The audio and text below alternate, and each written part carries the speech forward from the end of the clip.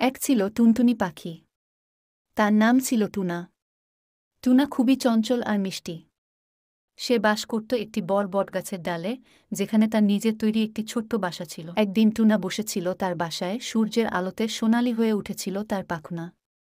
সে গান গাইছিল আনন্দে, তখনই সেখানে এসে হাজির হল একটি অন্য টুনটুনি পাখি। তার নাম ছিল টিনি। তিনি ছিল টুনার থেকে একটু বড় এবং বুদ্ধিমান। তিনি টুনার জন্য একটি সুন্দর ফুল নিয়ে এলো। টুনা খুব খুশি হল এবং তার পাখা নাচিয়ে বলল, তুমি কি জানো, এই ফুলটা আমার সবচেয়ে প্রিয়। তিনি হাসল এবং বলল, হ্যাঁ, আমি জানি। তিনি অনুভব করছিল যেন তারা একে অপরকে অনেক দিন ধরে চেনে।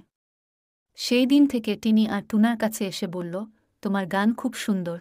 তিনি অনুভব করছিল যেন তারা একে অপরকে অনেক দিন ধরে চেনে। সেই দিন থেকে তিনি আর টুনার কাছে এসে বলল, তোমার গান খুব সুন্দর।